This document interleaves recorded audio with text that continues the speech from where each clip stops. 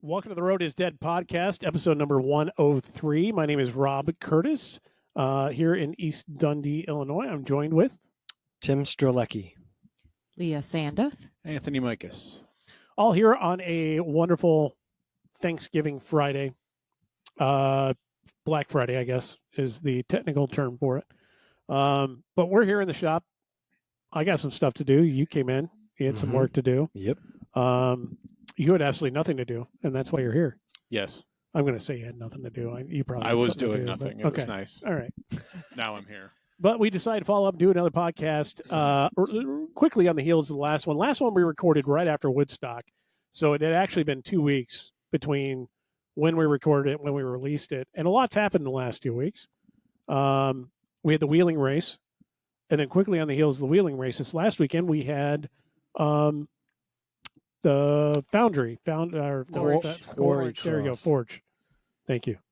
That's my name recollection at this point in time. So we wanted to talk about cross, but the big one being obviously Quarry Cross, and the fact that at Wheeling, somebody kind of came back and started racing cyclocross. Yeah. FOMO is real. It is real. FOMO is real. I remember you texting me and going, "Man, I'm kind of getting FOMO," and I was like, "There's one cure for that." Yeah. Yeah. Well, earlier in the year, I was like, I'm done with this. I don't want to do it anymore. I kind of had a sour taste in my mouth from events prior. I'm not going to get into that for those of you listening, or maybe even gracefully watching us. But I kept watching. Now I'm interested. I don't think I know. I followed everything since the CCC started. I was, up to speed on everything that was going on there. The USCX series started, so I started watching all that, and I just started going down a rabbit's hole of all, the new Belgian cross from this year, all the way back down the Sven rabbit hole. I was watching probably at least, this is going to sound terrible, but like 3 to 3.5 hours across a day. Wow. And I was just like, why am I not doing this? Why am I not doing this? And then we had our race at Woodstock. I got to participate in the course setup for the first time, so that was cool. And then just being out there and seeing the vibe, and everyone's was psyched on our race, and it was kind of like, maybe you should just. There's not that many left. Maybe you should just jump back in. So I made that decision probably on the drive home from the Woodstock race, where I was like, all right, Wheeling's coming up. That course is pretty basic. Looks like a good one to just kind of jump back in and, remember why you like it. Remember to have fun, and then just see where it goes from there. So I was like, okay, we had talked about it, Rob, and I think, Leah, we also talked about it. My plan was to not pre-register. I just wanted to go and show up register day of, start and last, and then see how that could go, and have more fun that way, passing people, and that was fun. Was it more fun to pass people? Yeah, it was. It's fun when it goes right. It's not fun when it doesn't go right. Like the start of the 40 plus or 45 plus? The start of the 45 plus was pretty chaotic. I remember I was in the back. I had started on the opposite side, the right side of the grid from where I started on the side of the grid, the left side of the grid in the 35 race, behind Anthony, who unfortunately had a mechanical right as the whistle went off. That was fun. What'd you do? His chain Derailleur skipped or jumped. something. So I went around Anthony, and the first thing that went through my head was, well, there's one. and then as I kept going down the start straight, there was a big pinch point, and right before the pinch point, it was like the seas just parted, and everyone like swung wide right, and I was like, oh, I'll just go on the inside, and I passed like 20 people in this span of 2 feet, and then by the end of the first lap, I was already up in like 4th or 5th. So, and in contrast, on the 45 plus race where I started on the right hand side, I started on the left. there was the whistle went off, and it's actually kind of nice. I kind of enjoyed being at the back because there's not that crazy sense of urgency or that overwhelming feeling of, God, I got to nail my pedal right now. Oh, I know. So you kind of, the whistle goes off and you just kind of like gingerly find your cleat and then you start to pedal fast. And I was like, okay, this is good. I'm getting up to speed. And then I saw this little tiny gap. And I'm like, oh, if I can just get right through here, this is going to be perfect. And that gap closed immediately, and I blew through a bunch of course tape. Surprised I didn't crash. And then I was stuck at the back for a lap and just kind of pick people off one at a time. Some I would say 90% of it was cordial. There was probably 2% of it that wasn't. So if you were one of the ones that ended up on the wrong end of it, I'm sorry, but really not sorry. Cordial from you or from the others? Both ways. I think I would announce, and then they would either look back and then kind of get out of the way, or a few times I didn't announce because I knew if I announced, they're just going to come right into me. So I just snuck by them. It's kind of like riding on the path. Yeah, exactly. If you're familiar Sometimes with you riding, tell them, sometimes you don't. right. And then there was a couple people I physically moved out of the way because they were just in the way. Anybody good? Any names? Besides Mark Moeller? No. I think I got past Mark Moeller Pretty clean, pretty smooth. I think it was I don't know his name, and I'm probably going to botch this. And if you're listening to this, I'm sorry. F3 rider rides I think a yellow Focus Morris. Frank Kittrall, maybe, I don't know. Kirchhoff, yeah. I don't know. One of those guys. Well, there's Jared Kirchhoff, and then there's Frank. Yeah. I don't know which one of them it is, and I apologize to them, but I physically punted him out of the way. But there's Mark Kittrall. Yeah, one of them. Yeah, we were coming back towards that we were at the end of the lap on that switchback portion, going towards the barriers, and I had a head of steam, and I was looking at an inside line, and he kind of, he closed off the apex, and I just kind of gave him a little bit of an elbow and shoved him towards the outside, and he, it caught him by surprise because he kind of was like, he didn't yell at me, but he was caught off guard. And then I apologized to him after the race, for doing that. And he was like, yeah, you moved me pretty good. I was like, sorry, man. I'm trying to do something here. But yeah, all in all, it was super fun. It was nice to come from the back. It was nice to see the looks on some people's faces when I did show up, because I hadn't been around all season. So it was kind of nice to see that collective like gulp, if you will, like that kind of, oh boy. And that's not tooting my own horn, that's just a fact. But yeah, it was fun. And then after that, I raced 3 times in a row there. Yep, 35, 45, and single speed, all consecutively. So I'm a big advocate of getting your money's worth for the time on course versus the money you're spending. So I figured, why not? How much was it day of? I don't pay attention. I don't do it day of. 35, 45, 45. It was But 45. it's still only 10 for additional. Yeah, so yeah. They charged me full price for whatever, and then $10 thereafter. So $65 for 3 races. I paid with processing fees, it was like $72 and change. So for me, time on course versus what I paid, totally legit. Oh, yeah. I got what I wanted out of it. I mean, less than $1 a minute. Yeah, and it's like racing a cross country mountain bike race. So just under 2 hours, it's perfect. And then I'll do that the next time so that I could get a good bargain. I realize I don't think like the majority. Okay, it was just sounded like fun, and Wheeling's not a bad course. It's not a bad course. I'm not. Yeah, no. There's no way. I just can't conceive of thinking of it that way, because to me, you got to remember, I'm always going in the last lap going, this is my last lap, right? This is my last lap. Please don't make me do. Okay, it's my last lap. I'm good. Oh, don't get me wrong. I mean, the collective like 9 minutes of recovery I had probably between all 3 races wasn't fun. I mean, I was, sucking down goos and slamming water bottles and trying to get as much recovery as I could. But yeah, it's just something fun to do. My cyclocross season isn't super serious right now. It was just to get back in there, have some fun between the tape, smile, and just really, for the first time and probably since I started racing cross back in 2016, to just not have any pressure. You started racing in 2016? Cyclocross, I started racing in 2016. I missed the first 4 races because I was trying to cram more road in? No, I was trying to like force myself how to learn cyclocross, that I crashed super hard and messed my wrist up. Oh. So I came back at Carpentersville that year. That was my first one. And I went in the Masters field, I went from 55th to 4th. Yeah, I totally get that. But I surprised myself, like, okay, first cross race, you might actually be decent at this, not relying on, past 20 years of BMX racing or anything like that. Just like, this is another discipline that I might actually do well at. So cool. That reminds me of, I've said this, one of my favorite quotes is from Joel Freeman. And it was when he came up to me at one point and said, maybe I should try track racing. I think maybe I could probably be good at it. His brother went to the Olympics. Yeah. It's track racing. His father was like some big track racer too as well. I was like, dude, yeah, that was kind of the dumbest thing I've ever heard you The question say. is, why haven't you? Right. Yeah. So you went from 2016 not having raced cyclocross at all to being a national champion in 2021? Yeah. Okay, Yeah. just wanted to point that out. I tried in 2018, but it failed miserably.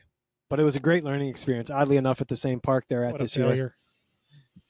Well, that was that the running race? No, which? Yeah. Oh, yeah. 2018. Joe Creason at the heavy nationals. It was going back there this year. It is. It was so hard. I hated that venue. I didn't race it, but just being around it gave me like hives. I felt it was horrible just to see what was going on. Yeah. I had never experienced competition at that level at that point in racing cyclocross. So I kind of had that naivety of like, how bad can it really be? But then, your front row that's gridded is all your superstars of whatever category you're in or age group. And then, luckily I had amassed enough points to start second row. I started behind Molly Cameron. I got a decent start, and at the third or fourth corner, I was on fifth, and I'm like, this is great. This is going to be good. And then I really realized that when the good guys start their race, you're screwed. Yeah. Plus, it was super muddy, and it just progressively, as time went on, my race got worse and worse and worse and worse, to the one point where we were traversing the course and we're going towards those famous stone stairs. Yeah, that course has. There's a little like off camber before an uphill, and I went to dismount my bike and grab my bike, and I missed my bike, and it ghost rode itself, fell over in the mud, and I never wanted to cry from all the heckling, like I did in that moment. I got heckled so bad, and it was just like, I think I'm gonna quit. And it was a terrible experience, but a great one at the same time because I learned a lot. And not going back there this year, but we'll be there next year. We'll be there next year. Well, it's there this year. Yeah, but you're not going this year. No, I'm not. I keep telling myself I kind of want to go and I kind of want to see it, but it's in like 3 weeks. It's right? The weekend. It starts the week after Montrose. Montrose is Sunday, and then it starts in like a week and a half. It starts that Tuesday. Yeah. Guess I got to make some plans. Shit, or get out the pod time. I don't know. I thought I would take Parker out there and do it. I took Andrew there in 2018. Yeah. And he and I had some fun going out there. But I was able to get in on a house that was already being rented Nice. by a lot of people on the team. And so we were able to bring some cots and kind of pick a floor spot. Yeah. And I don't really know of anybody really doing that and staying for the whole duration like we did the last time, this time around. So it's interesting. I know more people that are going to be going to it next year now than I know that are going to it this year, which is strange to me. I don't know. Just no one's making plans to go this year. Well, are people going to just kind of check it out? Since it's a double-year venue, are they going to check it out, kind of get a feeler out, and then go and actually race it next year? I don't know. The timing seems off to me, but it shouldn't. It's really at the right time of year. It's back in this calendar year. It moved back into the same calendar year, a couple of years ago? Yeah. What 2018 though, was it in January? It was a double year. They had one in December, and then they had one. There was a goofy year in there. There was one where they had two in a calendar year. They had one in January and then one in that December. Yeah. Yeah. So that was weird. And I remember thinking, does this change my racing age? I think was that the year they went. They did World Championship. They did Reno and then they did Louisville. I think so. So that would have been 17 to 18. 17, 18, 18, 19. Well, 17 was held in 18. Yeah, exactly. It was a 17-18 year. The one in 2018 Louisville was the 18-19 year. Yeah. cross so crystal clear, My and brain easy to hurts. understand. Yeah, it if you don't understand cross, it's hard to understand until you really understand it. And I don't even know that I actually do. I now. think you morphed into Yogi Berra there, and I think I'm more confused now. Whatever. I thought I understood. That's why we're here, right? To confuse people. Exactly. So Anyway, so that first that weekend wheeling, so you started 3 in a row. Yeah. You won the 35. Yes. I won the 35. You I came in second in the 45. second in 45. I dropped a chain. Yeah. I remember as you lapped me coming by, and I was like, "Go get Jason." I You're did like, tell you. "Rob, I dropped a chain," Yeah. and then I looked, and your chain was flopping all over. Yeah. But it was like one of those things where you have like 2 laps to go, and you're like, I'm gonna do this. Yeah. I'm gonna catch him because I could see it. I could see the gap was closing, and then ride or error, I dropped a chain. So that was the end of that. Knopf, I think Knopf was happy that you were there and racing. Yeah. At the same time, I think I told you afterwards. Yeah. I was like, "Man, that was a hard race." He goes, "Not nearly as hard as when you know that Strelecki is bearing down on you." Yeah. And then second in single speed. Single speed I just do for fun because it's Nice. absolutely fun. Most of the races I do for fun, I usually hit the podium too, or not. Man, you guys are really making me sound like a dick. No, it's just you I got to just understand. We're in awe of the fact that No. somebody can ride a race for fun and still end up on the podium. At least I am. I know I've never hit a podium ever. I don't think I've never been on one like intentionally. Like I've taken the place of others who've been on podiums because they needed somebody from the team to stand in. Hey, however That's you get kinda up there, fun. that kind of counts. That's kind of fun. That's 50%. I got pictures. In my book. See, it's been long enough that when you show those pictures, it looks there's me on a podium holding a rock. It looks. Yeah. It was Hillsborough Roubaix. Yeah. I stood on for Joel Freeman. There you go. So And you no had one that. knew who he was at the time, so I look like So I'm you're Joel Freeman. Friedman. It's perfect. It works out.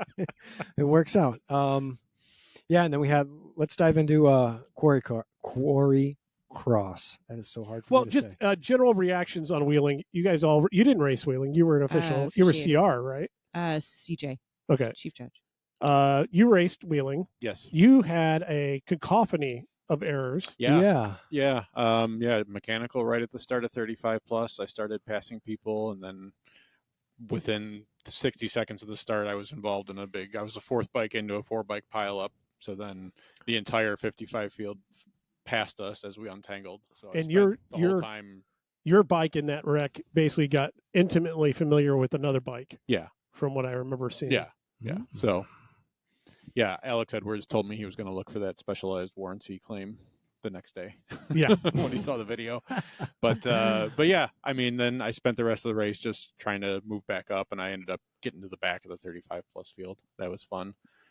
And then 3-4, someone rode up my rear wheel again within 15 seconds of the start. Was it at the pinch? It was before we even got to the turn, to the pinch point, to the sidewalk. Like Kenny was standing there, and he came up to me as I was trying to put my chain back on, as the guy who rode into my wheel just rode off because his bike was fine.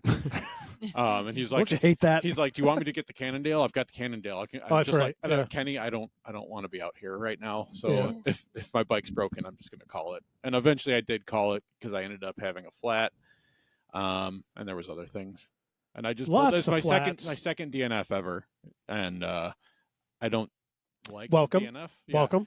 But It happens to everybody. It's both times have been my choice. I was like, I'm okay with DNFing.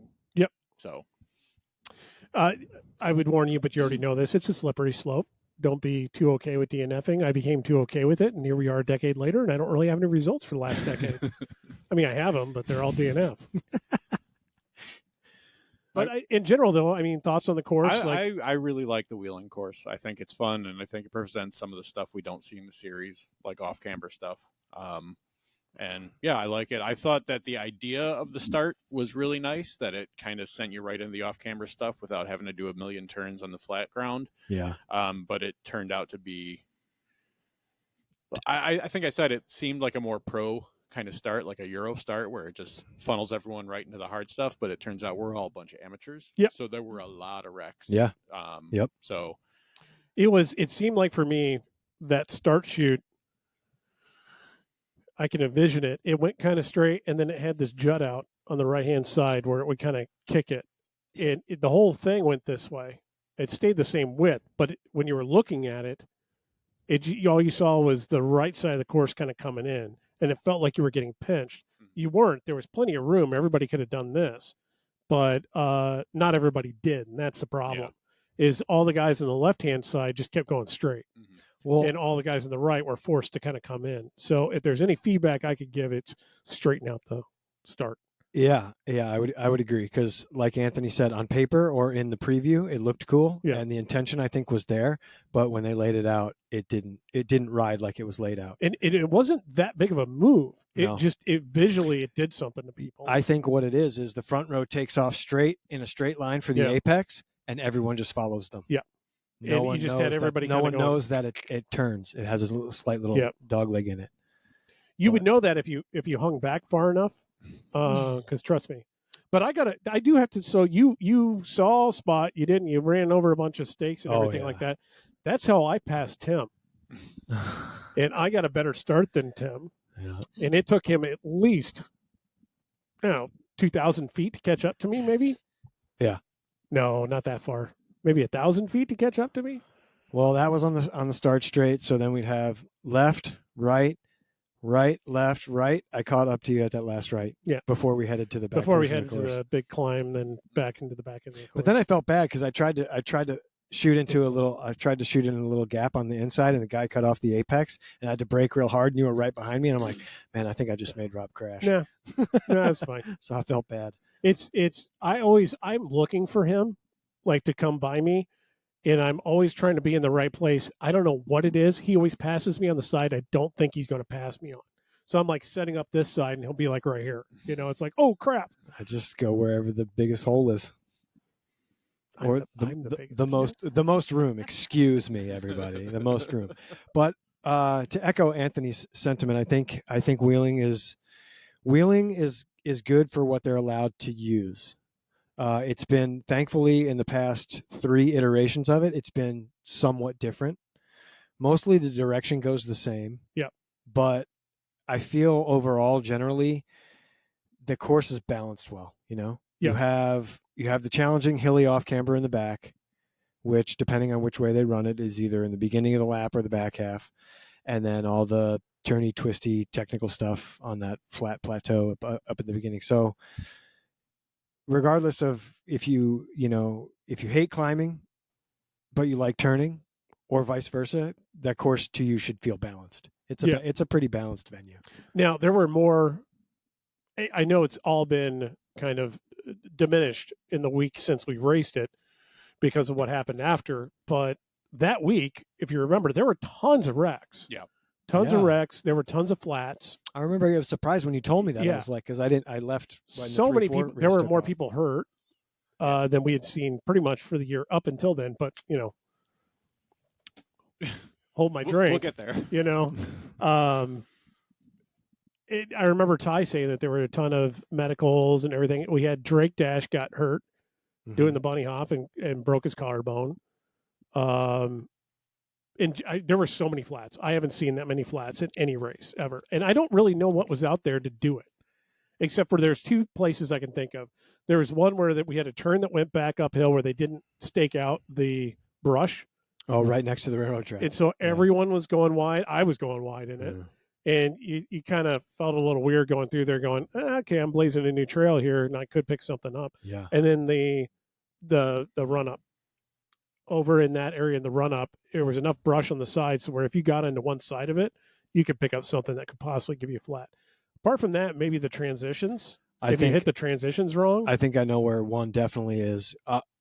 Coming away from that section, you do the long stretch along the railroad track, and you kind of traverse your way down the hill, and you have a lot of speed, and you come to that one where you go up over the hump, and then you hit the road. I think that's the death one. That's the one where probably a lot of people flatted. Because you hit that with a lot of speed, and the transition, it's a sharp transition. It's not like a mellow, smooth transition from grass to asphalt back to grass. It's that initial, it's bang. Yeah, that's the only one that I was thinking of that was a bad transition. Yeah. There was a run up there? If you're behind the wrong person. Listen, I only call it a run up because I'm I had to just run kidding. it one time. I'm just kidding. Yeah. My last lap, because I had been riding it just fine every other lap. I got to that last one, and I'm already thinking about like things that are coming 3 down Yeah. and making the turn for it. And for some reason, I'm just looking up at the stars, like, what the hell just happened? Yeah. And I'm on the deck. And of course, for some reason, this has happened to me a lot this year, but for some reason, once during a race, I'm hitting the deck like that, and it's just taking a turn that and you just don't think about it anymore. You're already thinking about other stuff, and then you just mess up a fundamental. Yeah. And just hitting the deck on that, and I apparently scream an expletive or two when I do I that. think we all have. And I always just, I'm not even thinking, it just comes out of my mouth. And it's like, sorry. Yeah, no, my bad. But then I had to run up it. So yeah, that's the only time. But they kept calling it a run up. That's the only reason why I was calling it that. I know. I was almost like, maybe I don't have enough gear for that, but I did. It Yeah. was I'm running a 40-34 in the rear. Hmm. That was plenty, even for me. Hmm. But if I wouldn't have gotten a good look at it, kind of given a little speed to run up it, then it might have been a challenge. But if I didn't have my way forward, I would pop up my front wheel coming up it. Mhm. I don't know why I'm looking for validation on this, but that's what I had to do. That's a mountain bike technique, Rob. What's that? Popping wheelies or putting my weight forward? Putting your weight forward. I don't know. Wheelies So are you are a cool. mountain So biker. mountain bikers are cool, and they pop wheelies and they send it. Whatever. Yeah. So anyway, no, it was a good course. A lot of people got hurt. It was a good course. A lot of people got hurt. A lot of people got flats. Yeah. I remember you mentioned that, and I'm like, how did that possibly happen? I didn't see any of that prior to when I left, and then I left before all the entertainment starts, which is the 3-4 race and all the 4s and 4-5s. Not only that, but I think because it was so dry, every time we've been to that venue, it's been snowing, it's been raining, and or there's sections of that are very slick and or very wet, holding water. Yeah. And this year it was completely bone dry, and because it was so bone dry, it felt like it got worse as the day went. Meaning, it was dry slick everywhere. And it seemed like as we tore out the little brush that was there, a lot of those turns that were just nothing to us in the morning started to become a factor towards the end of the day, in my opinion. You could tell me more because you raced it in the morning and the afternoon. Yeah, no, it definitely as it got dustier, it got slicker. In the morning, there was more traction to be found. Yeah. Which brings us to this next week. Yeah. Speaking of bone dry and lots of injuries, and also I think wheeling also was our biggest race of the season thus far. To the point. Yeah. So reg numbers for our race were good, and they were above the race before us. Mm-hmm. Campton, I think, maybe. I don't know. I'd have to look at it. It's very close. And you can make the argument we would have to back out our free ride reg, which was like 20 or 30 people, maybe even 40 people out of that. But it seemed like our reg went up for our week. Then for wheeling, it was above ours. And for that point in the season, we've never seen that really. Yeah, that's usually the race where the weather becomes turns the big factor because a lot of people stay home. And attendance usually drops off from that point on. It didn't turn. The weather was good. They had good pre-reg. Then we went to the next week, set an all-time reg record, for the modern era. Yeah. I don't want to say all time. We used to get 1,000 people for reg, but it was like 520 something. Yeah. 530. Somewhere around there. So like the highest reg we've seen so far this year, by far. Yeah. Brand new site, brand new venue out at the quarry, at the Forge, which is like an adventure thing at an old quarry along, what's a canal there? The I&M Canal. Is it the I&M Canal? So along the I&M Canal, I don't know the history of the area, but I know I've ridden through there a few times. But beautiful little area. They've got a little adventure thing with a bunch of zip lines, and they got a little mountain bike course there. And this is the brainchild of, I'll say Elmhurst Masters because I don't know who's specifically on there. I want to say Jostein was the one that initially brought it to them because he's from Lamont. And this is based in Lamont, but very interesting venue. And this is the first time that they ran a course there. And the way that venue kind of is, you have to use every inch of that venue for the most part. Yeah. There wasn't a lot of unused spots there, was there? No, they don't have a lot to work with in the space that they allowed them to work with. Yeah, because I think they probably could have gone by that lake that was behind the concession area and everything and gone over to the other zip line area if they really pushed it, but I don't know if there's enough room for 2 lanes of travel.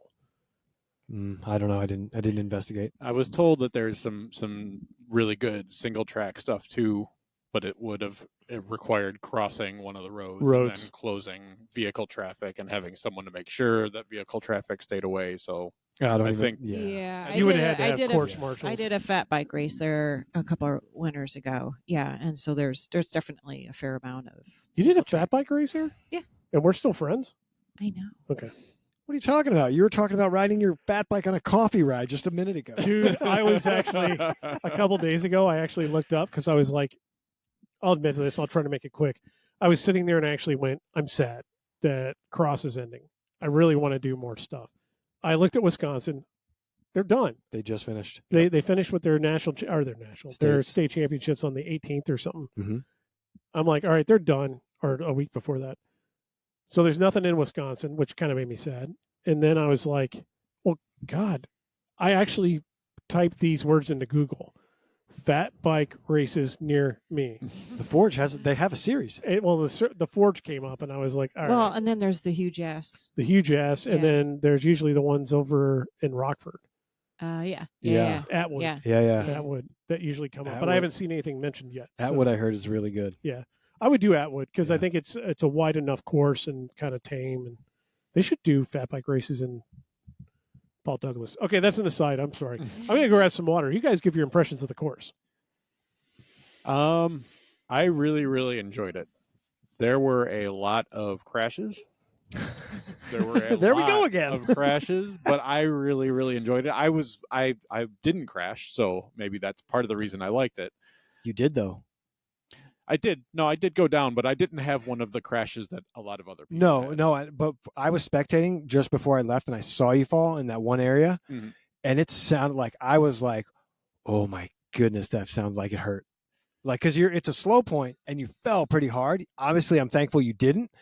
You got up and you were fixing things. Yeah. But from what I heard audibly, I was like, "Oh my God, that was bad." So you come screaming down this limestone road, and then it's a hard 180 onto loose dirt single track, and I just washed out. I was trying to cook that turn a little too fast, and I know a lot of people crashed in the berms, and I know there was at least one big crash at the start. Mm-hmm. I saw more people go down in that corner in all the other races than any of the other spots. Well, when I was standing there waiting for you to come by, I saw 10 crashes before you and like 5 after you. Yeah.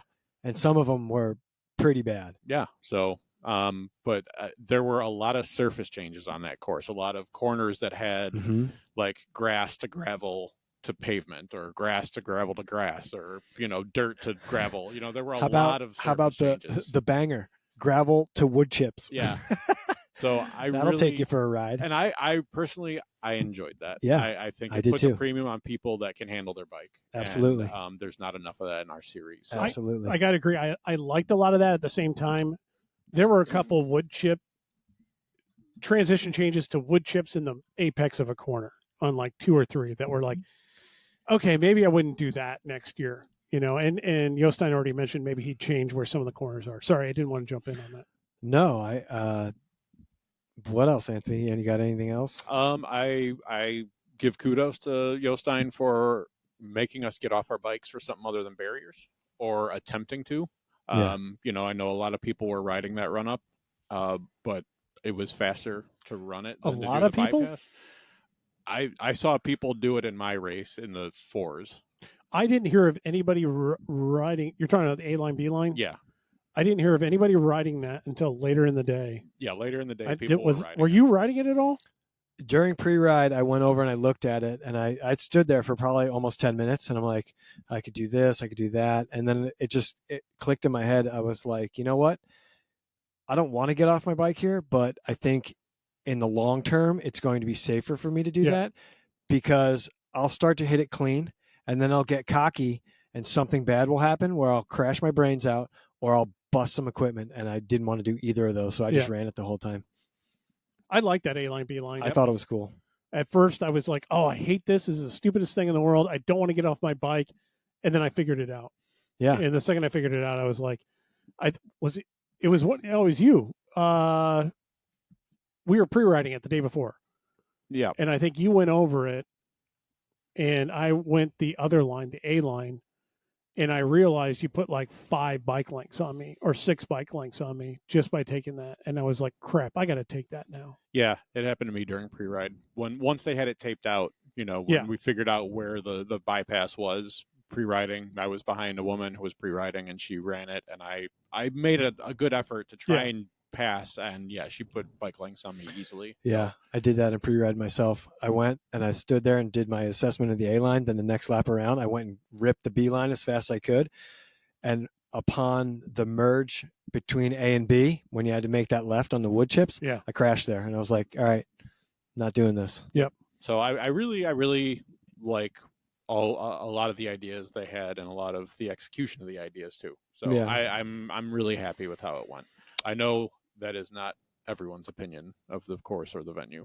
I think seeing everything that was posted on social media the week prior, having conversations with you, Rob, getting intel from you, Anthony, my whole buildup in my brain was, and please, this is going to sound worse than it actually is, but I know Jostein, and it's going to try to be, he's going to try to make it as much of a circus as he can, because he wants to see funny stuff happen. And that's not a knock on Jostein. He just has a different way of thinking. But when I took my first lap, I was like, oh, this is not bad at all. And then I got intel from you guys, the day prior, Anthony, with your great video, your GoPro video, and then from you, Rob, saying, oh, this is not bad at all. And then having that in my brain and going and taking the first pre-ride, I was like, bumpy as hell, but otherwise it's okay. Like, I wasn't a fan of the hay bale pyramid. I'll tell you that, but I heard they took that out. They did for later races, after single speed, they took it out, and they left the single. It was just one bale that a lot of people were hopping. By the end of the day, because I tripped in the 35 race on the hay bale pyramid. On the last one, I got my foot caught in the bales. In the strap, the strapping that they had, and almost hit the deck completely there, but. I think they did a fantastic job, like Anthony said, with what they had, how they used the land. And you know what? It's bumpy. Deal with it. Also, a huge thing is it's not only bumpy for you, it's bumpy for everyone else. It's your job as a bike rider to find the smooth lines. Yep. I found smooth lines. The more I raced, the more I found the smooth lines. I did not. I found one. And we talked about that one earlier. Yeah. Everybody found that one. They were there, whether they got ridden in or you found them. They were there. And I'm not taking anything away from, people's abilities, because it was excessively bumpy. Bumpy to the point where I was like, do I really want to deal with this? I'm not, there's nothing on the line for me, but a race is a race. So leading up to it, I had the same kind of, you heard me, you guys all heard me talk about it. I had the same kind of opinion you did. I was like, I have a fear that this is going to become a circus. Yeah. And especially hearing about some of the features, I was like, I don't know if these are features or like saw blades to cut people in half. I had a lot of apprehension, and that's where we went. So Saturday morning, I went to WGN to do an interview. I just watched that the other about day. Good job. The CCC. I'll put a link in the show notes. That's what people say, right? I never do, but no, you gotta down there, over there, there, over there. So we got on WGN. I was like, if I'm going to be downtown, I don't want to say usually, we have been lucky enough to be able to go and set up the day before in most venues this year. So we asked, and we got access to be able to go down there and set up the tents. So Anthony met me down there. I was like, I'm already, downtown-ish. On the north side. I'll drive from there over to Lamont, and we'll set up the tents, and we'll get some pre-riding in. So we did that. My main thing is I wanted to know, kind of in the way you were thinking, I wanted to know whether or not I was actually going to race this. Yeah. Because if it was going to be, I don't want to call it a joke, but if it was going to be so not my skill set, then I was going to walk and not race it. But I went around, first lap, this is so bumpy. Oh, my God. Everything's frozen, too. Oh. And then by the time, I think I did I did like an hour and a half of actual ride time, hour and a half of actual ride time. So I just kept riding it and riding it and riding it. I was talking to Furies, both of them were out there, and we're talking about different features. As officials, they're concerned about certain things, and so we're talking about a lot of it, like, is it going to be okay? What do we do with this and that kind of thing? And it dawned on me after I left that venue that night, I've never pre-ridden a course for an hour the day before, ever. I've never had any desire to. Mm-hmm. And this one, every time it was how the finish line happened Mm-hmm. and kind of where you could come off for the finish line stuff. Before I knew it, I was already on another lap. So I was like, I guess I'll ride another lap. And I just kept riding. I got home that night and I was like, I am so sore. Every inch of my body was sore, enough that I was like, my position's been kind of bugging me a little bit when I put a lot of time on it. And I'm like, I was thinking about moving my bars up because I've moved them down a lot this year. Yeah. And I was like, I think I want to move them back up. And I wanted to push my saddle forward a little bit and a little up. So I made all those changes.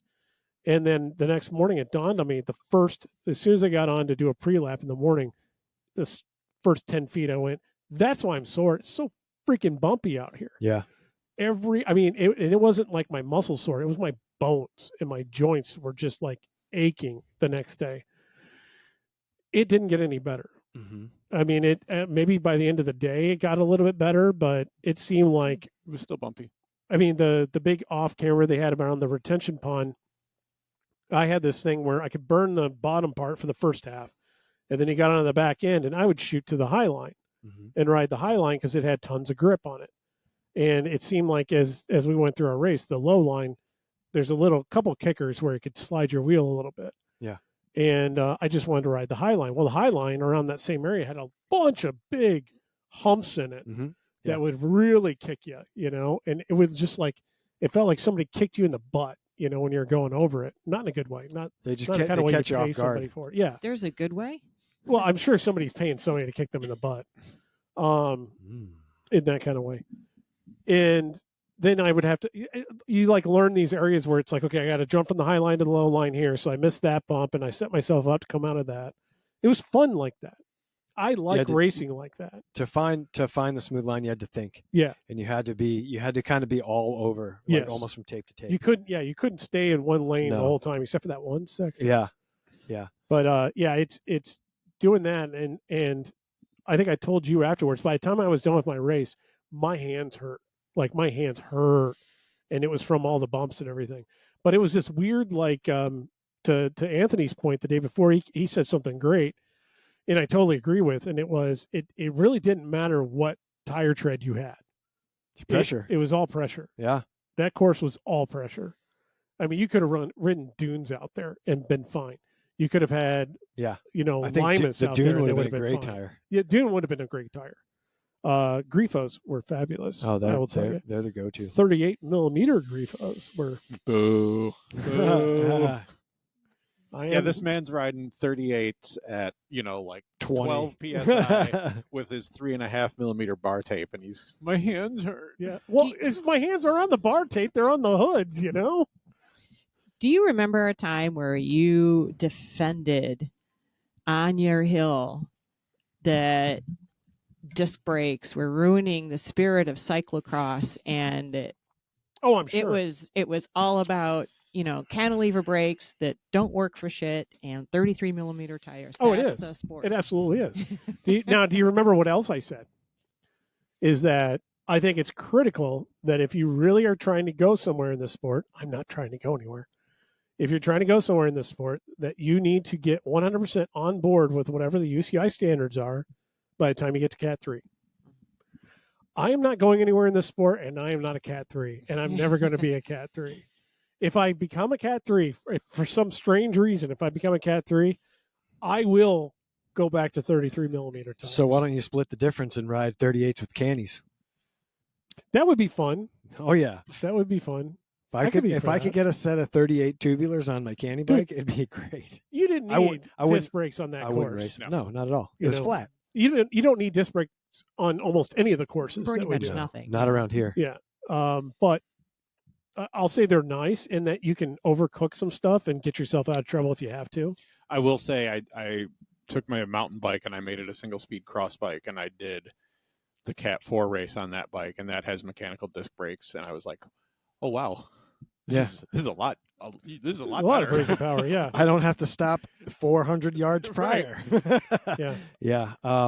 You know what? When I woke up Monday from that race, I wasn't sore at all, and I think strictly for the fact is I banked off of tire pressure, but I think as much as I dislike it, I think the ISO speed in the front actually played a huge I'm part. sure it did. Yeah, It played a huge part. It creaked like nonstop. nobody's business. Creaking ISO speed in the front, probably the rear too, and the sound of just hitting my rims probably 10 times a lap just because of low pressures to make it smooth. I thought it was a win because that was my where body I was was not at. sore.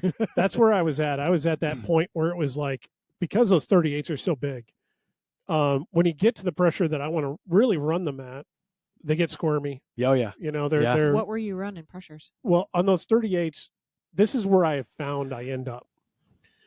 I have started below this and I end up coming up to it. So what ends up usually happening is I set them at like, I don't know, 18-ish, rear, front's like 17 or so. And then I go out and ride. And what I have found every race so far is that I come up in pressure in the rear and I go down in pressure in the front. Makes sense. And I usually end up at 21 in the rear. 20. I tried on this course to run at 20, and I found it was just too. It felt really good over the really bumpy 20 stuff. in the rear. 20 in the rear. 20 in the rear. Okay. It felt really good over the bumpy stuff, but it just moved too much, and then I bottomed out more than I would like. I've always said that the right pressure is where you go as low as you can and you bottom out maybe 1-2 times a lap. And that's like almost the perfect pressure. There was no chance of that happening on this course. I bottomed out probably 8 times, 10 times a lap. But I was like, you know me, I have the philosophy of they're my wheels. What do I care? If I snap them, I snap them. I'll put new ones on. I didn't snap them. Didn't crack anything. And I was actually more worried about just cutting the casing on the tires because they're tubeless and they're still supple. So I don't know. They're the new Challenge tubeless tubulars. And I really don't know what their durability is like. So I really kind of felt like I was going to get flat by pushing it that far. But so I was at 18, I was bottoming out too much. 20, still too much. I got up to like 21, 22 in the rear. Front, I started at like 18. I went down to, I think, 15, 16. Nice. And it was right on the edge of washing out the front. So like if I had like hit a corner with too much speed or gotten a little bit off the line, then it would want to fold and wash on me. Yeah. But it was great the rest of the time. So plenty of traction, wasn't super squirmy, still bottomed out a ton. So it was controlling your pressure on this course. It wasn't the tread. There were probably only 2 times the whole lap where I thought the tread actually kicked in. One was that off camber when I was trying to ride the high line. I could feel the side. It's got a little dot lug on the Grifos, and you could kind of feel that gripping in and trying to bite on the side. But that was really it. The rest of the course, I don't think the tread was really doing anything. I think I knew I had the right pressures when I was on the gravel start, riding down, and I was bottoming out on there. I'm like, this is perfect. What were you running? Oh, maybe 20. Not even. Yeah. I was less than that. I probably had maybe 17 in the front and 18 and a half in the rear. And you're running 33 tubulars, right? Yeah.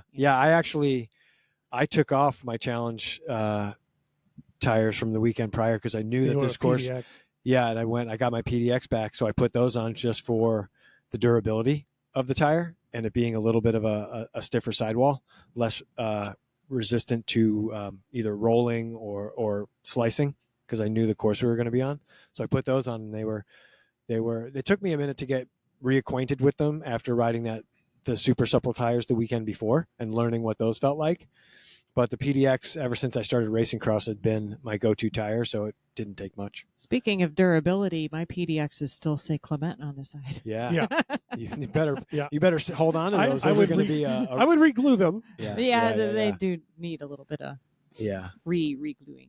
I don't remember who it was, and I know you listened to the podcast, so I apologize. Somebody asked me to help set pressures for them, and I asked them what they were running, and I want to say they said they were in the 27, 28 range. Oh goodness. Oh. And I dropped them from that. I didn't tell them exactly what I dropped them to. They're like, "Well, what'd you say? Like 27?" I was like, "Yeah, sure." And I think I got them to like 25 in the rear and like 23, 24 in the front. And then I remember them coming back and going, "I was all over the place. I was washing out everywhere, man. I had to put some air in the tires." So just take that as a guide that if that was you and you remember this, you should probably practice riding a lower pressure more often so it doesn't feel as out of control. You certainly, it's not something you can, no matter what tire you ride, it's certainly something you have to practice. Yeah.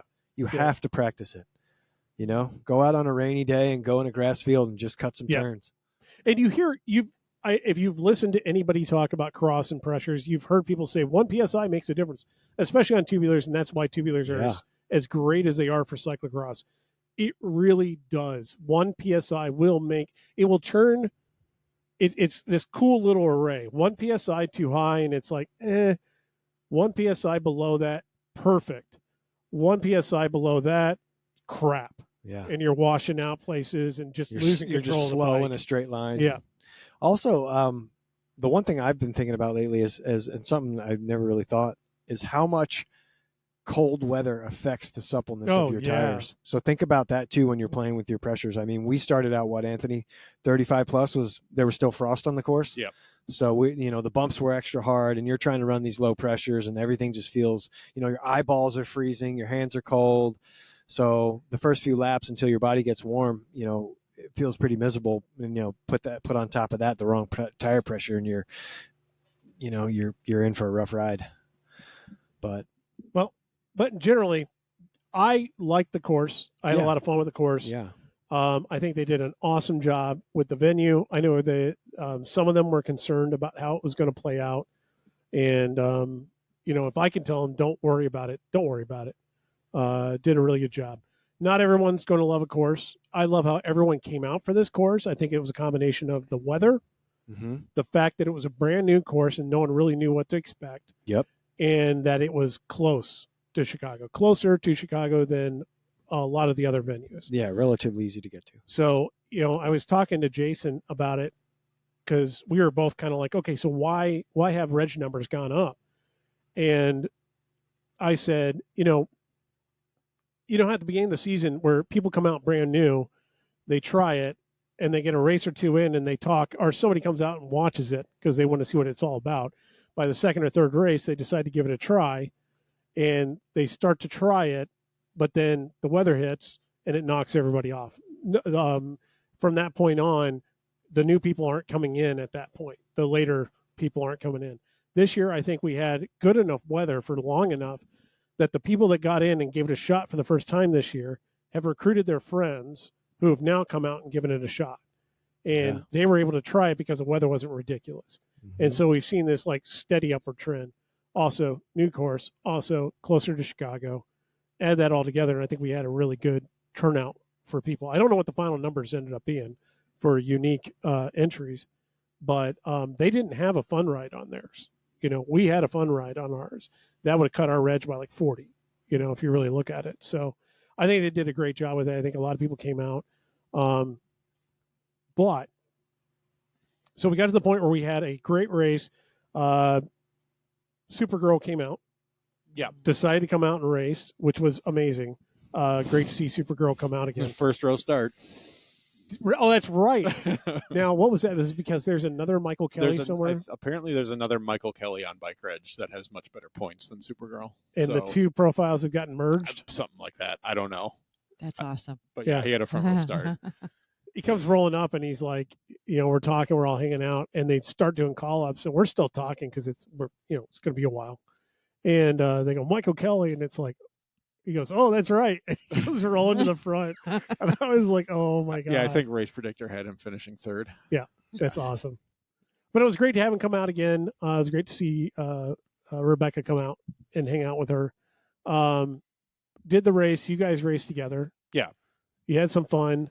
And then there was some shitty people passing at some point. So dive into this one. We Michael and I have been doing this a long time, and I reg day of when I heard he was coming out so I could do the fours with him, and we just ride at the back.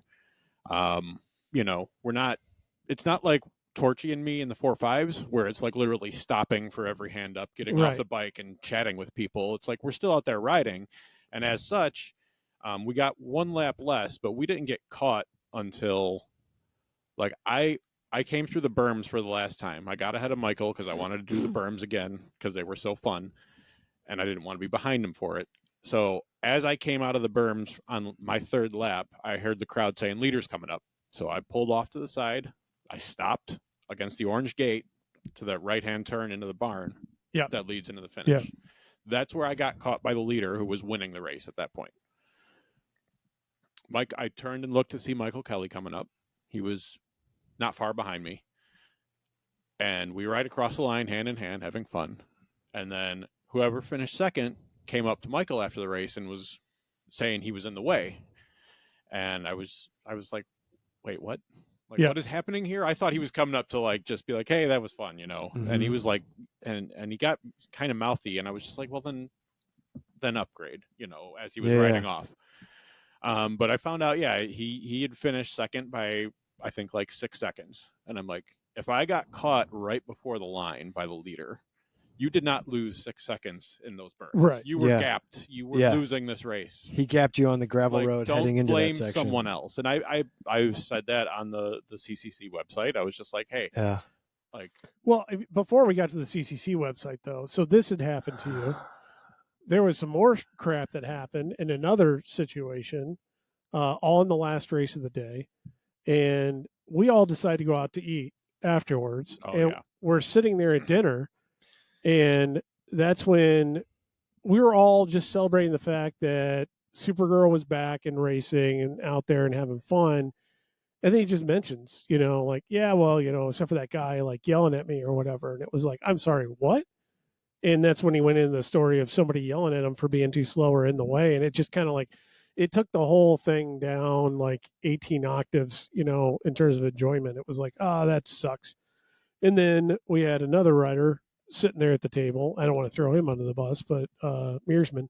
And he was like, yeah, no, I had a guy yelling at me too, and at first it almost seemed like it was the same guy. I think I left there that night thinking it was the same guy, but it was a different guy. Yep.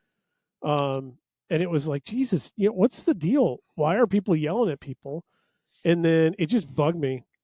And were you the first person that mentioned it on the... I think so. Okay. So out of the CCC site, back in the day, we used to get into lively discussions in the comment section. Definitely not flame wars. No. In the it was old school, it was old internet arguments, it was fun stuff. And I guarantee you I made a lot of enemies in that over the years, and maybe made a couple friends. I don't know. Probably not, mostly enemies. And so that was fun to do that back in the day. It was always fun to like see what tirade people are going off on. And we haven't had that. So much so that I stopped going out there to look for comments like years ago. I don't know why I went to look. I think it was because I wanted to see if there was any feedback from anybody on the course. And I went out and looked, and there was, how many comments by the time I chimed in? 4 or 5? Yeah, I don't remember. Something like that. I had no intention to bring that back either. It's back. I just wanted to just point out, like, hey, this is someone who, I looked at results and he's over his mandatory upgrade just this season, and it's like, if you want to do that, if you want to sandbag the 4s, I don't care anymore.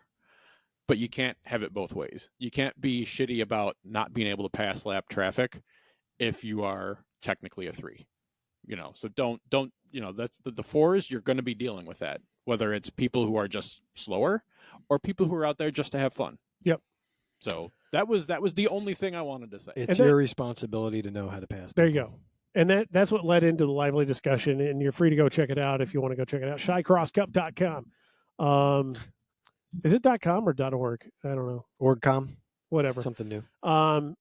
It should be in your bookmarks, by the way. You can go out and read it for yourself. But basically, that led into something that I've been wanting to say for a while, where the discussions of, it's really sad when people can't pass people. If you're faster and you can't pass people with some dignity, I have a problem with that. And speaking as somebody who's always in the back and getting passed, I can tell you that 99% of the people out there know how to pass and pass well and do it correctly. I know there's been years in this series where that was not the case. Back when the 50-plus men were racing with the women, it was an issue. Ooh. They weren't exactly the kindest people on the face of the planet. And almost every week, there was some fight about something crappy that some 50-plus masters said to the women's racers. Like, get out of my way, that kind of crap. Yeah. That's gone, but that's also probably gone because they split it into 2 races. But the 50-plus field has been pretty nice out there, passing the 35 guys. If they're really good and they're passing they're not bad. No, I've not had any issues, and I'm also aware enough out there that when that's the thing. Like, I can, if the course doubles back on itself and I see the person coming breathing down my neck is not in the same number series as me, I will let him pass, because I'm, you're a 55 plus. I'm not gonna fight for a corner if you're gonna pass me anyway. That's my problem. I let anybody pass. The problem is I've let 1 or 2 people I was actually racing against pass before by doing that. I've gotten better at noticing awareness, Rob. Yeah, awareness. Well, now I know who they are. And this season's been good. I know who's racing around me, so I know who I'm racing. But I know inevitably with me, because I'm perpetually at the back, I have at least 1 or 2 things a year that kind of leave a bad taste in my mouth when somebody passes and how they do it. And I got to say, 2 years ago, it was a guy on Bonkers that came around me at relay cross and just yelled at me, yelled obscenities at me for being in the way, and it was like, I go, dude, it is your responsibility to pass me, not my responsibility to pull over for you.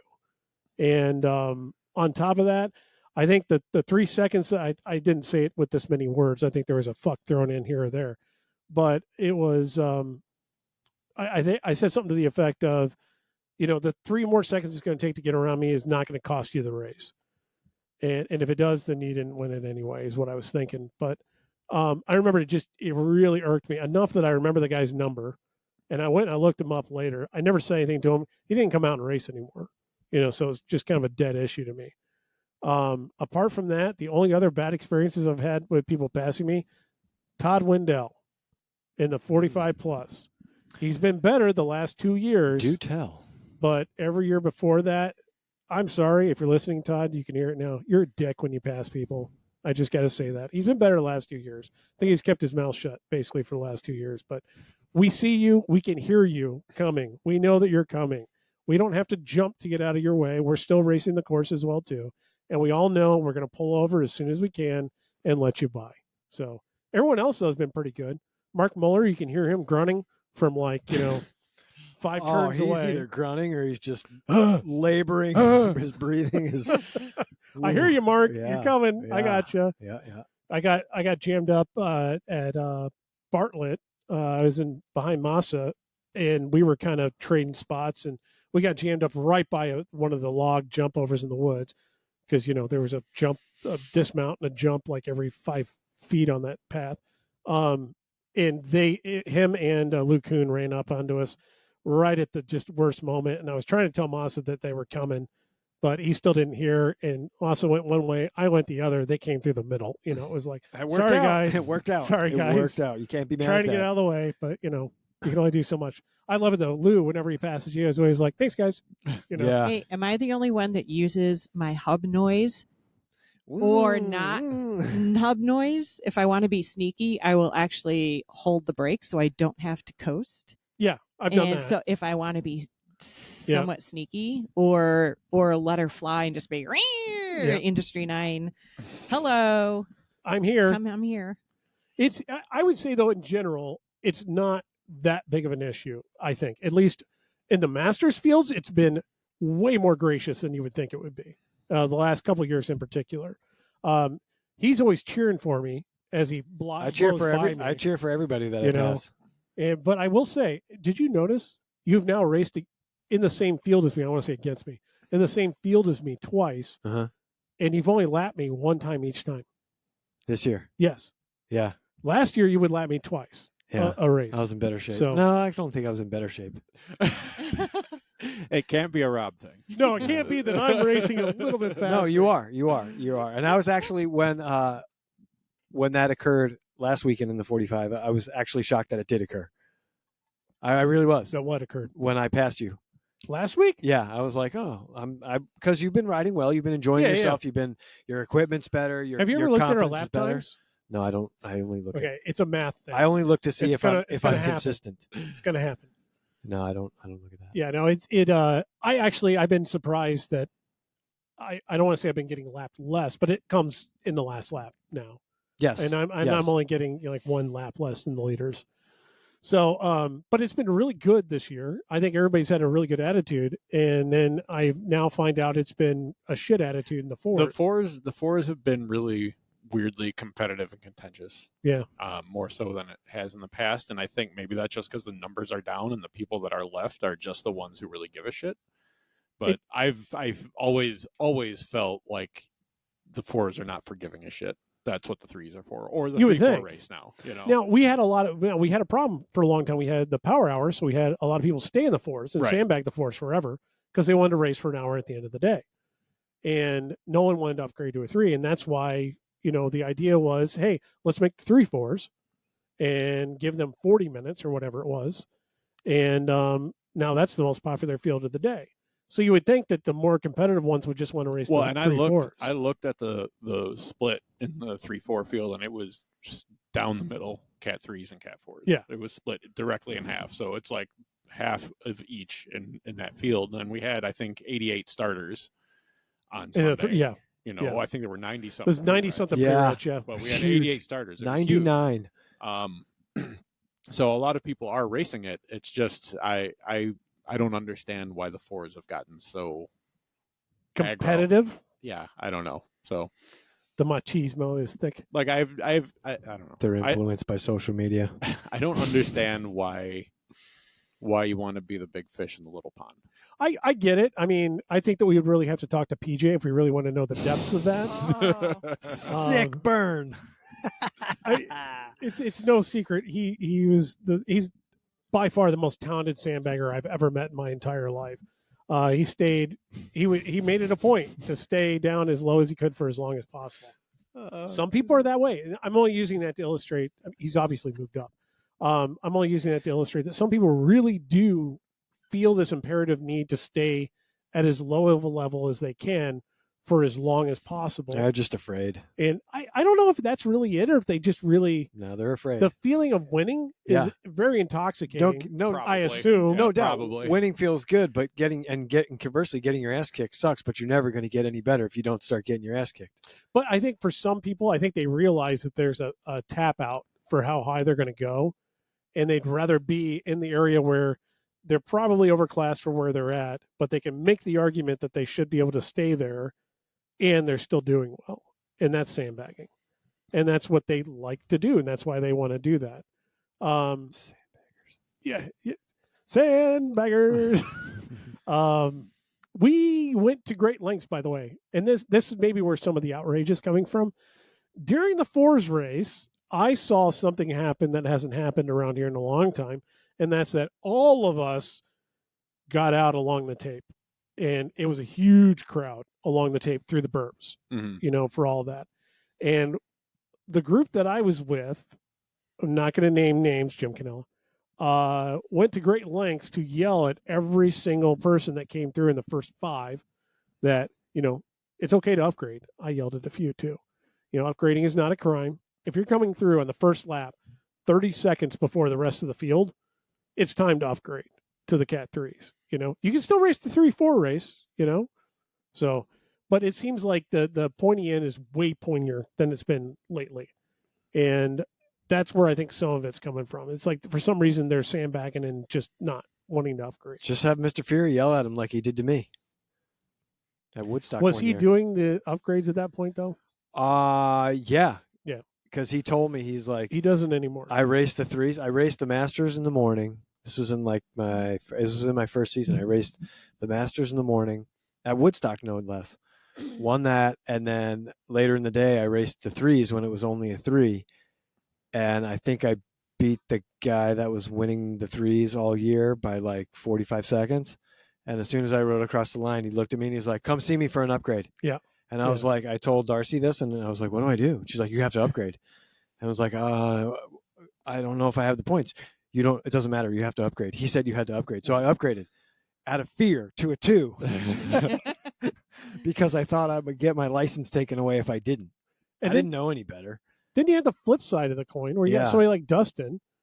And Yeah. Dustin, like, we were sitting out there last week and Poor we're kid. talking, and he's like, I want to be a said UCI Cat something, 1. and he's like, "Well, I'm a Cat 2 now." Since when? Right. Is So- he? Yeah, Oh, wow. he upgraded like last weekend. Oh. I don't know. I think he did it like between races. To be honest with you, the kid knows how many, and I say the kid because that's his nickname. Right. He knows how many points he's got at like any given time. Okay, I can upgrade now. I'm upgrading to a 2. He wasn't a 3 for very long. He was a 3 for like Yeah. 3 weeks. He might have been a 3 less time than he was a 4. Yeah. Yeah, I think he was. And he's like, I want to be a 2, so I'm going to be a 2. You know, and Okay. to me, that's the attitude to have. You Oh, know, if you have that talent, Well, Okay. He's got he's he has Go ahead. the speed. He the doesn't floor is yours. no. No, he's still got a little He's got baby a deer quality going he's got there. a long way to go. He's getting better, and he spends a lot of time riding in Paul Douglas. That's not gonna do he's it. he would probably benefit from maybe doing some of the Wisconsin races just to get more time in a race scenario. Because I think that's what he just. I don't think I have enough parts here in this building for him to spend more time in the Wisconsin races. There's a lot of parts in this experience. building. He just needs to pile on as much experience on the bike as possible. I think he's worried too much about upgrading and not worrying about I need to ride my bike. Well, properly. he's already in the 1, 2, 3s, so you know he's whether he's a 2 or a 3. he's getting as much experience racing as he can. You know, Can't he's, fault him for that. He's definitely got a go-getter attitude, which I Yeah. love. Oh, yeah. I Yeah, love.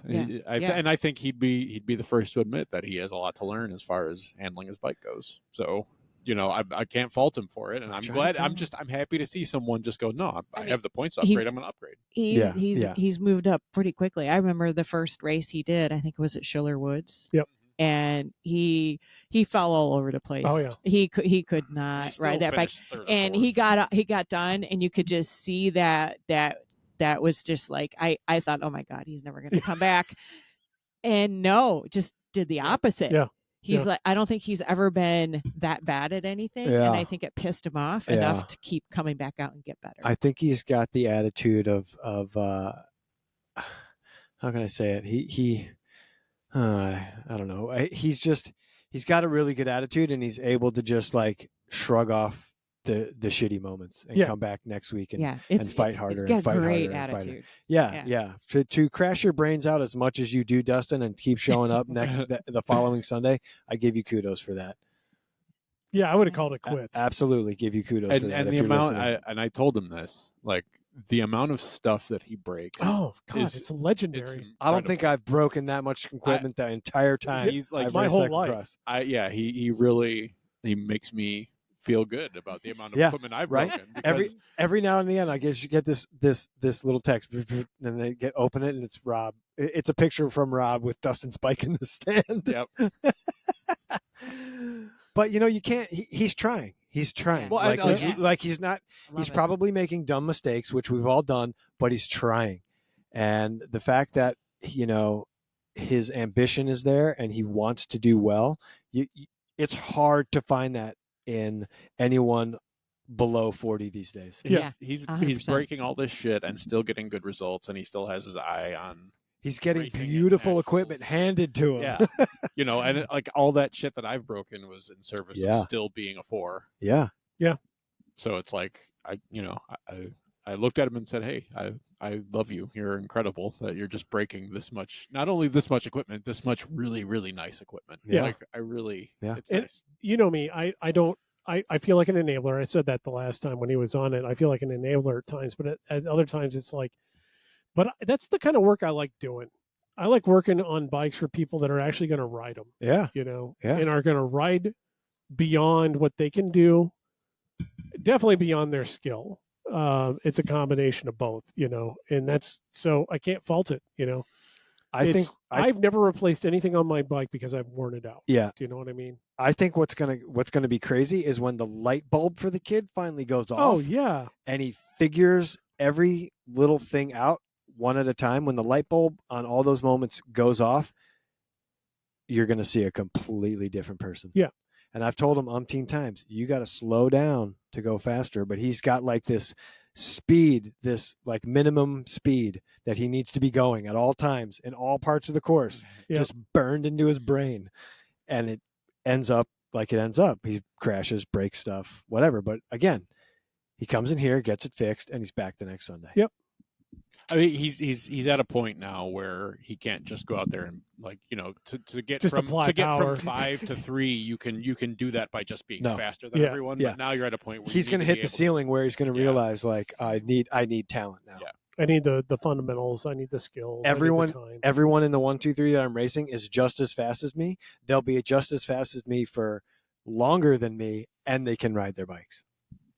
Yeah. It's a steep learning curve. All I got to say is I sent this to all of you guys last night. Yesterday was Thanksgiving. On Instagram, there was an Instagram story that he published. Oh, yeah. And it said something like, I can bake or something. And it was a picture of the oven open, and whatever was in the oven was on fire. And I sent it to all of you guys. And then I replied to him, and I was like, so it's good to see that you can bake in the same way that you ride a bike. Yeah. And he was like, yep. Yep. And that's the spirit you love. Like a kid that he knows how to take it.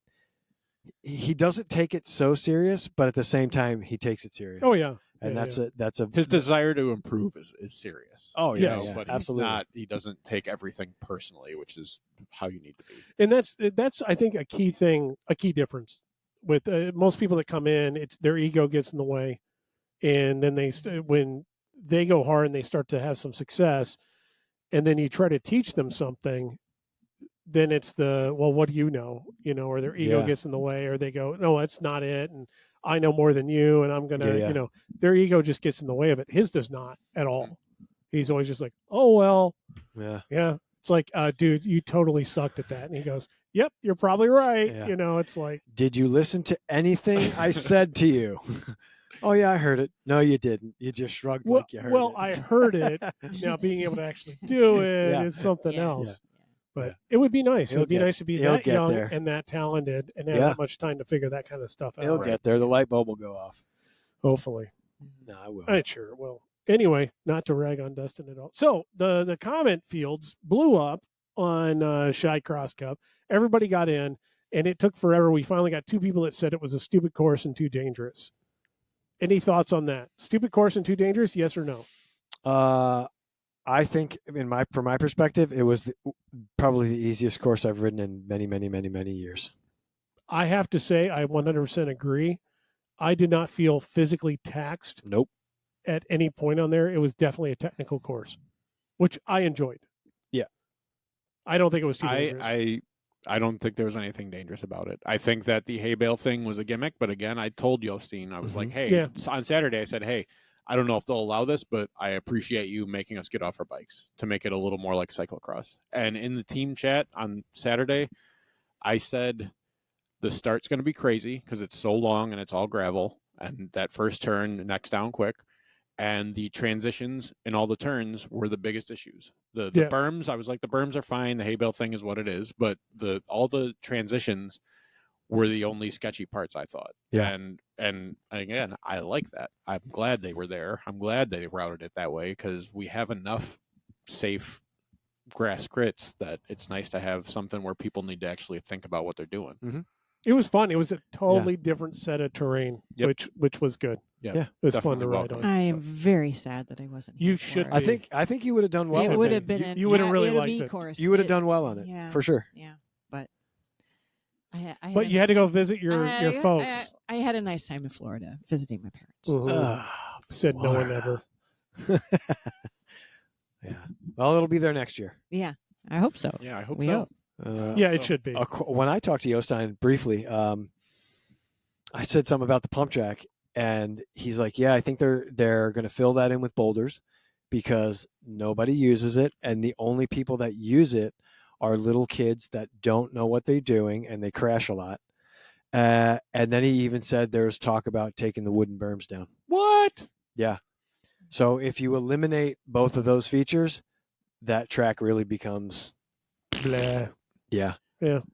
I will say, a lot of people outside of the team on Sunday came up and said, "Hey, thanks for the recon video," because I Oh, it was did a recon wonderful. lap and I posted it. I thought it's a new venue, I want Yep. the team to see it. Yeah. But what you saw in that video was me learning to ride berms. Because I've always been horrified of berms. I've always been just double fisting the brakes through it. And at one point during it, I just figured it out. And I was like, oh, this is fun. Yeah. And it turns out I'm a berm guy and it's a lot of fun. So I understand why, if the first time you're seeing them is at race pace and you don't know, Oh, yeah. I can understand why there were so many incidents. But, it just takes a little commitment. You just have to commit to it. Mhm. I'll give you the secret, listeners. You must be perpendicular to the surface you are riding. Just let physics do its thing. Yeah. I learned how to do pump tracks, and I'll say berms, but pump tracks at Ray's Oh yeah. Yeah. when we went up years yeah. ago. Yeah. And had a lot of. I had so much fun riding pump tracks. I think that's all I did there the whole day for the most Yeah. part until I got tired. Then I would go out. Raise is really good. I figured out berms on the mountain bike. Yeah. So I'm super sad that I missed. I hadn't berms for done cross. berms in a long time, and I haven't done a pump track really in a long. I guess I went out. I wouldn't call it a pump track, but I went out and did the hill in Elgin a few Mhm. years back. Right. But that's not really pump track. But being out there, we hit those berms. I hit those berms pre-riding it the day before, and I was like, it took maybe twice through before I was like, okay, yeah, no, I'm comfortable again. And I was hitting them, having a lot of fun, and I was learning that I was getting comfortable, picking up some speed in the pump before going in, and I was starting to get some flow to it. And then I went out pre-riding it first thing, and I hit the first one. I had like 4 or 5 guys behind me, and I was like, "Oh, this is awesome! Hold on!" And I pumped going into the first like one, hit the berm, and was like, and I just wasn't paying. I went way high on it, and I looked down, and I realized it's all frost that's on it, and I had my tubulars on, and everything else, and I just went zip, and I hit the deck, and I ended up cutting my ankle and cutting my thumb or my pinky. And I was just laughing at myself because I did that. And everybody else is going, "Are you okay, man? Are you okay?" Ty, like 5 times, "Are you okay, man? You hit that kind of hard. You hit that kind of hard." And it was like, it was fine, man. But it took like maybe 2-3 laps of the race for me to really get my confidence back in it. By the last lap, I was like, Yeah. and going back at it. But it was kind of ironic, Ty being all that worried about me. And then he ends up being the one going to the hospital. Yeah. Yeah, that was It's a bummer. scary to see. I didn't see the incident, but I saw You heard it? when we were waiting for I went over once I heard that they were bringing an ambulance in, and I heard it was Ty, and I went over there, and it was, it looked, it looked scary. I was getting a play-by-play from you. I was getting a play-by-play from Julie, who was also over there. He's our paramedic for the series, and he went down. Not a good wreck. Lots of bad things. He had to get transported. And then we were in the situation of, okay, his wife's there. His kids are still racing. Plus they're watching Cade, the third kid there. They all have to race. You've got a wife that's on site that needs to kind of figure out what's going on at the hospital. I was very happy. Our whole team jumped in and everybody did a little bit of something to kind of like help out. And that's really the benefit of having a team, by the way. For those that don't know, why do I want to be on a team? So that when you hit the deck, people can help you get things taken care of that need to get taken care of. Free stuff. It's free stuff. Yeah, no. Oh. But yeah, no. So that kind of was not as bad as it could have been, but it was still bad. Yeah, it's still bad. But then that was the moment I think Jostein was like, okay, now I'm the paramedic, Yeah. and I'm the race director. And I think he kind of got it pretty quickly when I was over there kind of standing in the area to try to help with whatever I could, and also to look at him and Sarah and be like, sit down, take a deep breath, sit down. You know, you got 5 minutes here. Trust me, you need to sit down for a second. And it was somebody every 3 minutes coming up. Yeah. With something. Granted, 90% of it was just cuts, little cuts. Can I have a Band-Aid? Can you wash out this cut? I know it's not a big deal, that kind of thing. But then every now and then it was grab your bag and go run over to, this and see what's going on. That 180 that I went down on later in that race, I came by and Mike from Half Acre was on the ground being tended to, and I saw him later. He fell on a rock or something, and it looked like a gunshot through his glass. Like his glasses had a hole in it that just shattered, and it's just like it's just weird. A lot of real weird incidents. I feel like. Who's the one kid that races the 3/4s? He's pretty good. He always races in a t-shirt. John Lee. Okay, I saw him. He was either ahead of you or behind you in that. He was ahead of me. Yeah. Okay. He's like, I don't have to think about this. He crashed super hard, and in that little in the turn there, but closer to the tree, it was hollowed out, like it was covered over with brush. Yeah. But he hit in there, and he hit a rock, landed on a rock, and fell in there, and it was bad. And I looked at him, and he was like, "Oh," and I was like, "You all right, man?" "I'm fine. I'm fine." And then he got up and continued on his way, but. Like I said earlier, there was I saw physically in the start of that race probably 10 crashes in that little turn. Yeah, yeah. So. But all of this comes up to the same thing that you've talked about before, and I want to mention it here. The people that were arguing that it was too dangerous, they were basically saying it's too dangerous to take a bunch of riders at the level that we have at the CCC and just dump them into something like this. Yeah. Meanwhile, your contention has always been our courses are too easy. Yes. For the people that we have in the CCC, and that's why they're not getting better. Yeah. Is because we're not exposing them to venues like this. We're not giving them enough challenge. Yeah. And you've always said we can make our race harder. I know, and I've made it harder in the past. It was more tame this year. I have made it more tame because usually people complain if it's just that damned hard. They don't want it that hard. And they want to complain that, it's the hardest race of the year. I don't know if I could.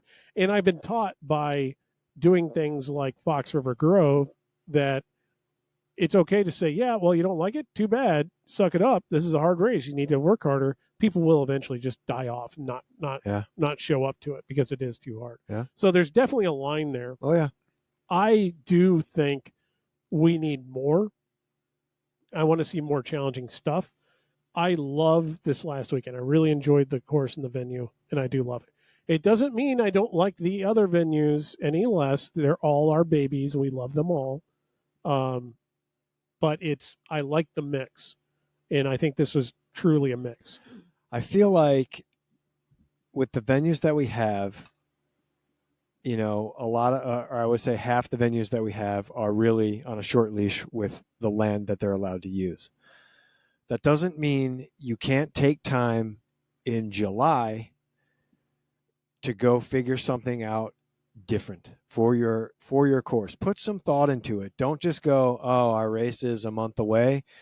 Let's get all our ducks in a row and just vomit the same course we had in the year past. That's not gonna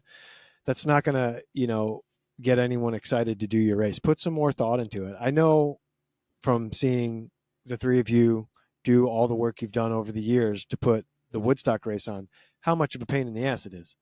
But if you put it's not a lot of work. I'll let Leah do it all. No, but if you put just put a little more thought and try to make your race, even though it's the same venue, give it a little flair, give some originality to it, make it harder. If your course is flat, make it harder. Don't give it 600 more turns. Try to make it harder. So a return to the Belgian stairs? I was in my head, I was just thinking, okay, Belgian stairs. I had an idea many, many moons ago, 13, 14 years ago, and I brought it up This is before I was putting on races or anything else. I was just a participant in the series. I was even racing for Bicycle Heaven at the time. But I had started CIMET, so this would have had to have been 2009. I remember saying, what if we build a flyover? And my idea was to build a flyover in such a way that it could be dismantled and put into a trailer and have its own trailer and then be available for use, almost like the fences are for South Chicago. And, we have the CCC trailer. We've got a trailer, South Chicago, that's got fencing in it. This would be another trailer that we could use to haul around from venue to venue. Any promoter that wants to use it can use it. And that's the way I phrased it. And I was summarily dismissed. Like, that's going to be too dangerous. I don't think that's going to work. No one's going to allow a flyover to happen, X, Y, and Z. The next year at DeKalb, we had a flyover. Yeah. So what happens when you don't allow stuff like that in your series, and then you go, I'm going to go to Trek, and Trek has 3 flyovers, Right. and now you can't make it up them. Now, we did have a problem at Nationals with flyovers because they, at Kentucky, when they wanted to put one up, they had to have a structural engineer approval license. and then they had to get permits. Right. Somebody had to sign off on it, Yeah. and then somebody else had to sign, and it just became too big of a thing, and they didn't do it. Right.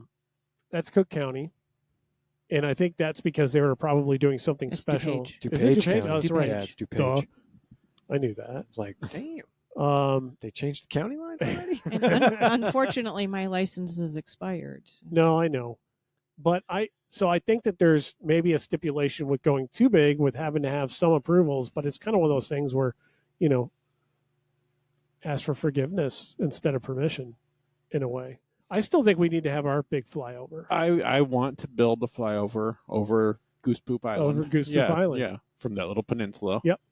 And we might have to pour footings, but again, we would have ask to pour for- footings. ask Dude, for just do what the forgiveness. Belgian people do and hire a scaffolding And company. Then you can go over the Yeah. parking lot.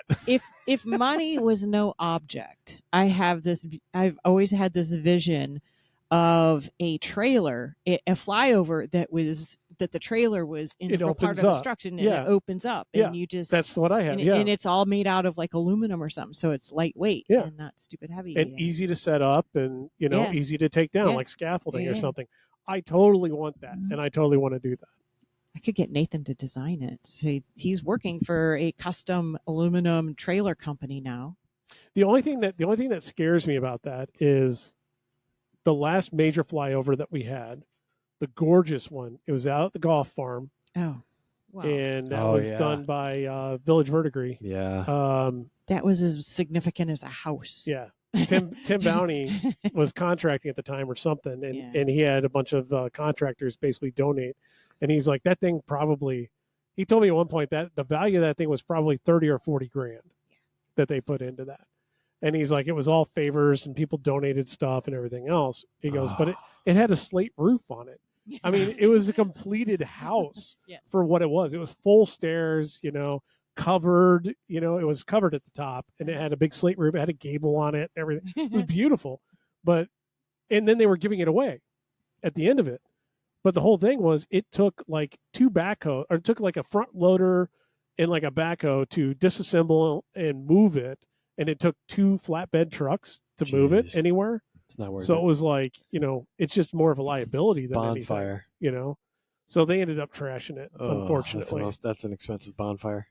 But, Yeah. that's the thing that gives me pause is I don't have 30 or 40 grand to dump on a flyover. I would need a new car before that. Oh, to dream. But if there's anybody out there with the resources, we have ideas. So come and talk to us. I don't know. We're running a little long in the tooth on this one, an hour and a half. I wasn't planning on going an hour and a half, but it's fun to have everybody together and doing a podcast and being Mhm. here in the studio and talking. As always, it's the giving season. So if you are on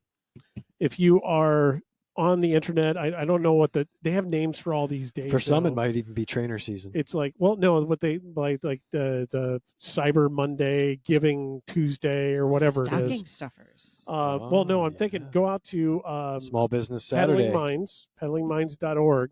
Yes. That is your charity to give to. It's not really charity, but it's a 503. I don't know what they are. it's a good thing. Nonprofit. It's a good thing. It's a nonprofit. Give your money to pedalingminds.org. Go out there, check it out for Mike. Great program, and getting better every time I look at what he's got going on. So, because it is the Christmas or holiday season, whatever you want to call it, and you're probably giving presents, go out and get yourself some buttonhole chamois cream. Get it at your local retailer, wherever you buy other fine cycling products. If you have to, it is available online at many places if you look. But we're here to support the dealer, so go and check out your local dealer. If your local dealer doesn't have it, tell them it's very simple. Pick up a phone, go call Rob, and he'll get it to you within a day or two. So that's pretty much it for the episode. Anybody got anything to drop going out the door with?